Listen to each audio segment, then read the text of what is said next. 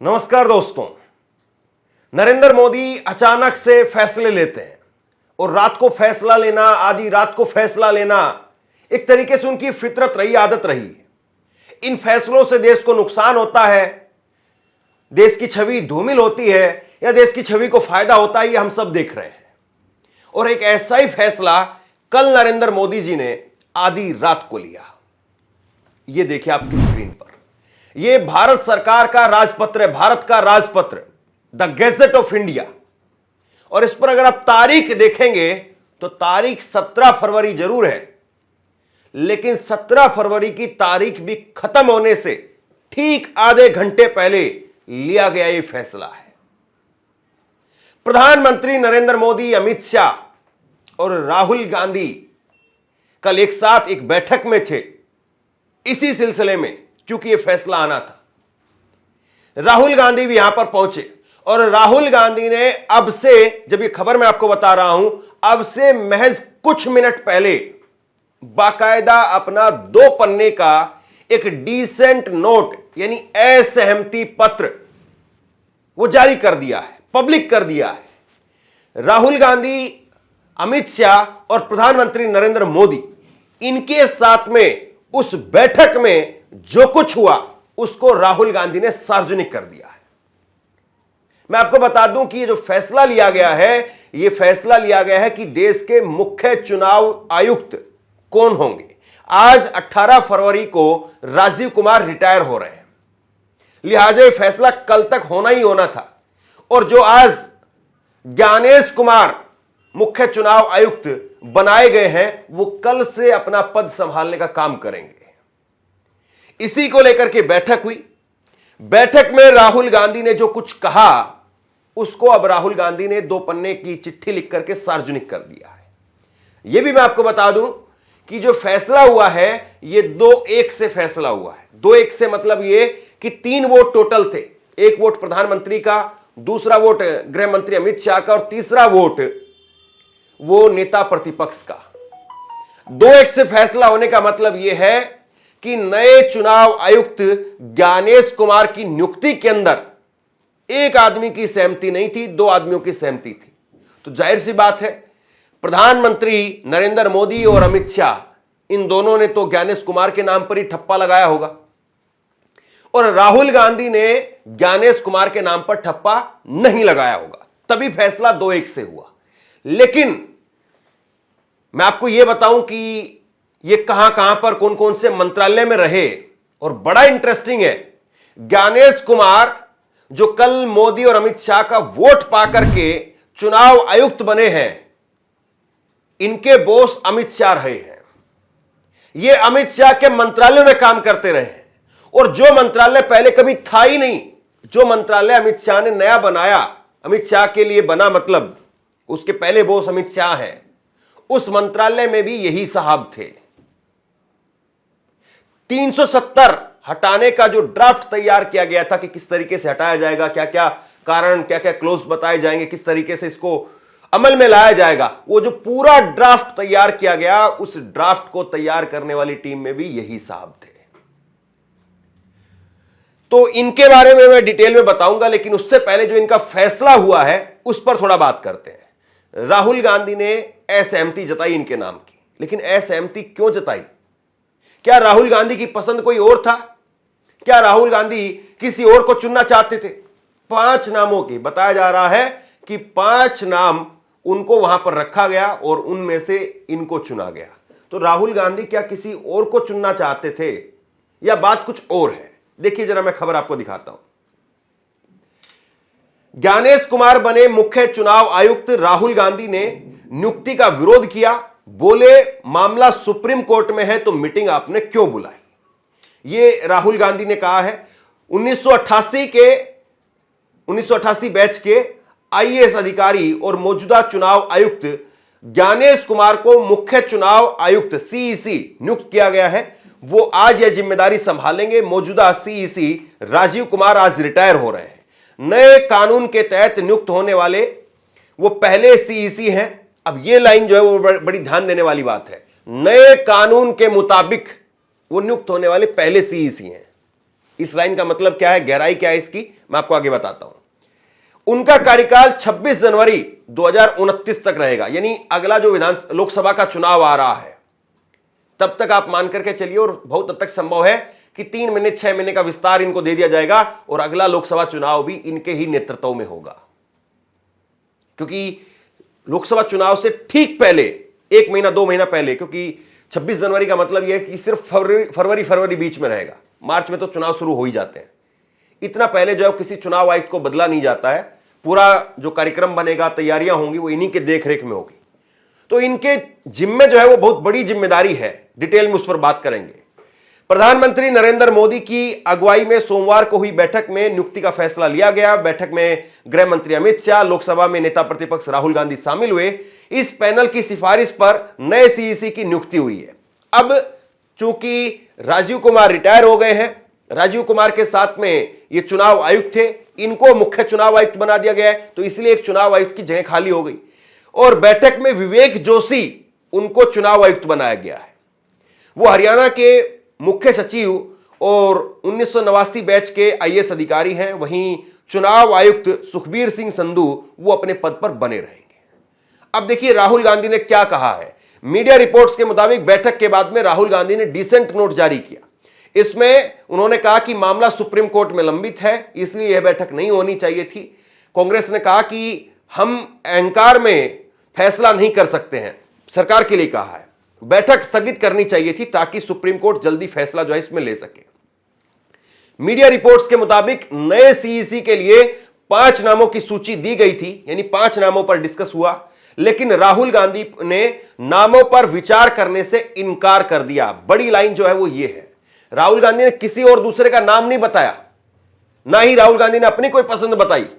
राहुल गांधी ने कहा कि मामला जब सुप्रीम कोर्ट के अंदर है तो पहले एक बार मामला सुप्रीम कोर्ट से निपट जाने दीजिए, उसके बाद में हम डिस्कस करेंगे, अभी इस बैठक को पोस्टपोन कर दीजिए। तो राहुल गांधी ने अपनी कोई पसंद नहीं बताई, मोदी और शाह ने अपनी पसंद ज्ञानेश कुमार को बताया और वो मुख्य चुनाव आयुक्त बन गए। बैठक के बाद में राहुल गांधी ने डिसेंट नोट जारी किया और उन्होंने कहा कि मामला जब सुप्रीम कोर्ट में है तो बैठक आपको नहीं करनी चाहिए। अब देखिए ये है वो चिट्ठी, राहुल गांधी ने ये चिट्ठी जो है वो अभी ट्वीट की है, जो कल उन्होंने बैठक में दी थी 17 फरवरी को। राहुल गांधी का 2 पन्ने का ये चिट्ठी है, लीडर ऑफ ऑपोजिशन के तहत उन्होंने ये अपने लेटर हेड पर ये डिसेंट नोट जारी किया है और इसमें इसका हिंदी अनुवाद मैं आपको बता देता हूं कि राहुल गांधी ने क्या कुछ कहा है। राहुल गांधी ने कहा कि अगले चुनाव आयुक्त का चयन करने के लिए समिति की बैठक के दौरान मैंने प्रधानमंत्री और गृह मंत्री को एक असहमति नोट प्रस्तुत किया, जिसमें कहा गया था कि कार्यकारी हस्तक्षेप से मुक्त एवं स्वतंत्र चुनाव आयोग का सबसे मौलिक पहलू चुनाव आयुक्त और मुख्य चुनाव आयुक्त को चुनने की प्रक्रिया है। अब ये सरकारी भाषा में आपको आसान भाषा में समझाता हूं। राहुल गांधी ने कहा है यहां पर कि भाई मैंने एक अपना असहमति पत्र वो प्रधानमंत्री और गृह मंत्री को दे दिया और मैं ये कह रहा हूं कि चुनाव आयुक्त को चुनना हो या मुख्य चुनाव आयुक्त को चुनना हो तो सबसे जरूरी बात यह है कि वो निष्पक्ष रहें। ये बात वो कह रहे हैं। सुप्रीम कोर्ट के आदेश का उल्लंघन करके भारत के मुख्य न्यायाधीश को समिति से हटा करके मोदी सरकार ने हमारी चुनावी प्रक्रिया की अखंडता को लेकर के लाखों मतदाताओं की चिंता को बढ़ा दिया है। नेता प्रतिपक्ष के रूप में यह मेरा कर्तव्य है कि मैं बाबा साहब अंबेडकर और हमारे देश के संस्थापक नेताओं के आदर्शों को बनाए रखूं, सरकार को जिम्मेदार ठहराऊं। प्रधानमंत्री और गृह मंत्री ने नए सीईसी के चयन के लिए आधी रात को निर्णय किया। अपमानजनक और निराशाजनक ये दोनों ही है। मतलब आधी रात को सुप्रीम कोर्ट का आप उल्लंघन करके फैसला ले रहे हैं, ये निराशाजनक भी है और अपमानजनक भी है। जब समिति की संरचना और प्रक्रिया को सुप्रीम कोर्ट में चुनौती दी जा रही है, 48 घंटे से भी कम में अब सुनवाई होनी थी। ये मैंने कल ही आपको बताया था कि 19 फरवरी को जो है सुनवाई होनी सुप्रीम कोर्ट में और उससे पहले जो है ये नियुक्ति हो गई है। कांग्रेस ने कल इस पर सवाल खड़े किए।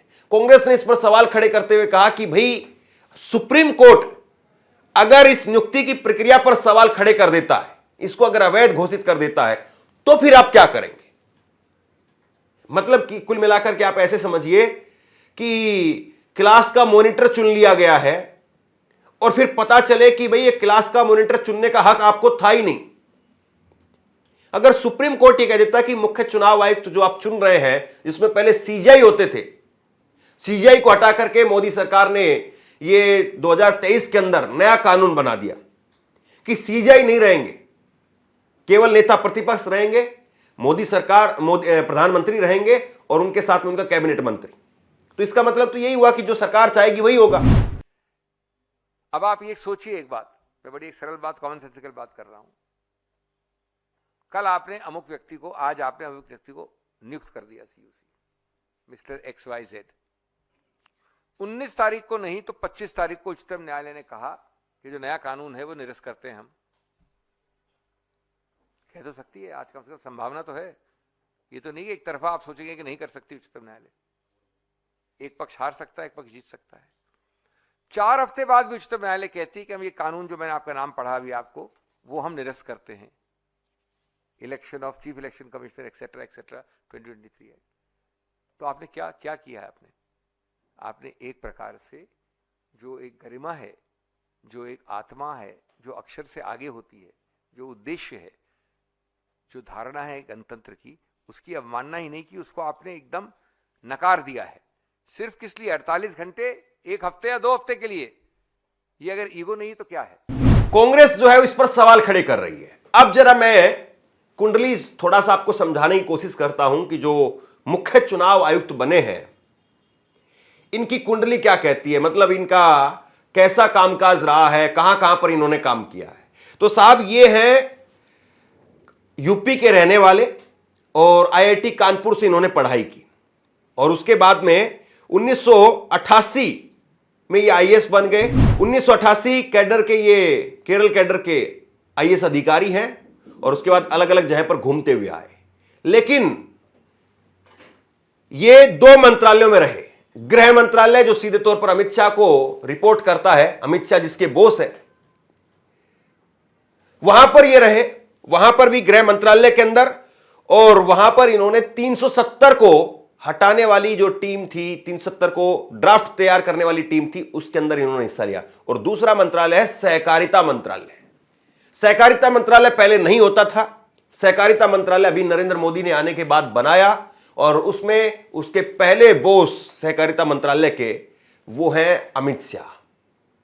तो यानी एक तरीके से देखें तो जो 2 बड़े मंत्रालयों में रिसेंटली इन्होंने काम किया, उनमें इनके बॉस अमित शाह रहे हैं। और अमित शाह नरेंद्र मोदी के बाद में दूसरे ऐसे बड़े नेता है भाजपा के, जो हर चीज का बारीकी से, डिटेल से, वो एक एक करके जो है वो निगरानी करने का काम करते हैं। तो सोचिए कहां से चीजें कहां पर ग्रूमिंग होकर के पहुंची है। अब जरा 2 बातों को और समझिए। 370 को जब हटाया गया तो 370 को हटाया जा सकता था, लेकिन आपने क्या किया? आपने यह किया कि पहले तो उस प्रदेश के 2 भाग कर दिए। जम्मू कश्मीर और लद्दाख पहले एक था। इन्होंने जिस टीम में ये थे, जिस टीम ने पूरा ड्राफ्ट तैयार किया, मोटे मोटी जो बात समझने की है वो ये है कि इनकी रुचि या इनका जो काम करने का तरीका रहा है वो ताकत देने का रहा है या ताकत लेने का रहा है। इस बात को जरा आप समझिए। जब इन्होंने वो ड्राफ्ट तैयार किया तो उसमें जम्मू कश्मीर जो एक राज्य था, जम्मू कश्मीर के 2 हिस्से कर दिए। जम्मू कश्मीर एक हो गया और लद्दाख एक हो गया, यानी एक राज्य के 2 हिस्से। दूसरा बड़ा काम, 370 को आपको हटाना था, आप हटा देते, कोई दिक्कत नहीं। लेकिन 370 को आपने हटाया, उस राज्य का दर्जा भी आपने ले लिया। जबकि यह कहीं पर जो है वो ऐसा मैंडेटरी नहीं था कि आपको अगर 370 को हटाना है तो उस राज्य की जो विधानसभा है उसको भी 1000% आपको भंग करना ही पड़ेगा। और फिर उसके बाद में आप देखिए कि एक राज्य को केंद्र शासित प्रदेश बना दिया गया, 2 केंद्र शासित प्रदेश बना दिया गया। तो राज्यों को ताकत देने वाले लोग हैं या राज्यों की ताकत को कम करने वाले लोग हैं, ये कहीं ना कहीं अपने आप में एक बहुत बड़ा इंडिकेशन है। मैं ये नहीं कह रहा हूं कि इन्होंने उस वक्त में जो फैसला किया था वो पूरी तरह से गलत था या उसी आधार पर ये आगे फैसले करेंगे, लेकिन हर आदमी का एक ट्रैक रिकॉर्ड कुछ ना कुछ इंडिकेशन जरूर देता है। हर आदमी का ट्रैक रिकॉर्ड उसके बारे में कुछ ना कुछ संकेत जरूर बताता है कि हां, किस तरह से काम किया है, कैसे काम किया है और ये किस तरह से काम कर सकते हैं। यूपी के रहने वाले हैं और यूपी में भी चुनाव होगा 2027 में, लेकिन इससे पहले एक बात को जरा और देखिए, राजीव कुमार अपनी रिटायरमेंट से ठीक पहले नरेंद्र मोदी के लिए एक बहुत बढ़िया जो खबर आई कि दिल्ली में जहां पर बड़े लंबे वक्त से भाजपा सत्ता से बाहर थी, 27 सालों से भाजपा यहां पर सत्ता से बाहर थी, वहां पर भाजपा सत्ता में आ गई राजीव कुमार के रिटायर होते होते।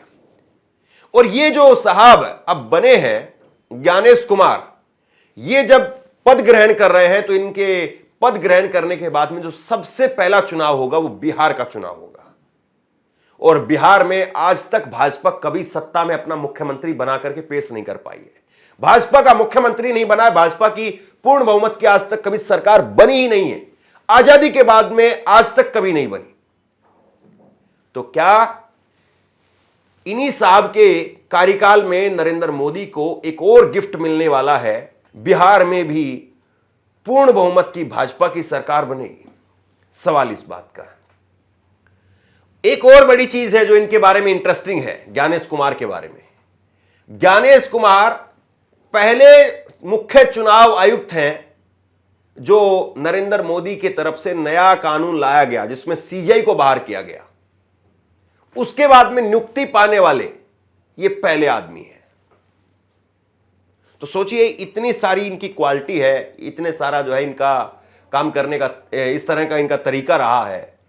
अब मोटा मोटी मैं मान करके चल रहा हूं कि लोकसभा का चुनाव, अगला चुनाव अगर सरकार नहीं गिरती है या सरकार पहले चुनाव नहीं करवाती है, या फिर हो सकता है कि नरेंद्र मोदी नवंबर 2028 में ही चुनाव करवा लें इनकी रिटायरमेंट से पहले, तो कुछ भी हो सकता है। और इस बीच में वन नेशन वन इलेक्शन वाला जो एक बड़ा एजेंडा सरकार का है, अगर वो आगे बढ़ता है तो वो भी इन्हीं के कार्यकाल में आगे बढ़ेगा। और उसमें चुनाव आयोग का बहुत बड़ा काम है, परिसमन होगा, और परिसमन के अंदर किस तरीके से कौन सी विधानसभा कहां जाएगी, कौन सी विधानसभा कहां से हटेगी, छोटी होगी बड़ी होगी, कितनी विधानसभाएं, कितनी लोकसभा क्षेत्र वो बड़ी की जाएंगी, छोटी की जाएंगे, ये सब कुछ जो चुनाव आयोग तय करेगा। तो यानी एक तरीके से आप कह सकते हैं कि इस पद पर अब जो बैठे हैं इनका रोल बहुत इंपॉर्टेंट है, और उस रोल में कितने कामयाब हो पाएंगे, कितना उस पद के साथ में इंसाफ कर पाएंगे, लोगों की उम्मीदों पर कितना खरा उतर पाएंगे, शेर व शायरी में कितना जो है अपना इनका हाथ मजबूत रहेगा या हाथ इनका कमजोर होगा, यह भी देखने वाली बात रहेगी। क्योंकि चुनाव आयुक्त के तौर पर, मुख्य चुनाव आयुक्त के तौर पर राजीव कुमार की शायरी से लोग परेशान हो गए थे, तो ये शायरी वाले आते हैं या बिना शायरी के आते हैं, यह भी देखने वाली बात रहेगी। लेकिन सवाल यह है कि चुनाव आयोग की साख पर बहुत बड़ा इस वक्त में एक सवाल खड़ा हुआ है। लोगों की नजर में चुनाव आयोग की साख पर बट्टा लग चुका है, तो क्या वाकई उस चीज को फिर से बहाल कर पाएंगे या बद से बदतर हालात हो जाएंगे? यह भी अपने आप में बड़ा सवाल है। तो आप लोग बताइए कि मुख्य चुनाव आयुक्त नियुक्त किया गया है ज्ञानेश कुमार को। मामला सुप्रीम कोर्ट में था, 2 दिन के बाद में 48 घंटे के बाद सुनवाई होनी थी। मोदी सरकार ने आधी रात को फैसला कर दिया। सही किया, गलत किया, रुक जाना चाहिए था, इंतजार करना चाहिए था? अपनी राय नीचे कमेंट बॉक्स में लिख करके मुझे जरूर बताइए। इस वीडियो को शेयर कीजिए और इसी तरह की तमाम खबरों के लिए ऑनलाइन न्यूज इंडिया को सब्सक्राइब कीजिए। आपका बहुत बहुत धन्यवाद।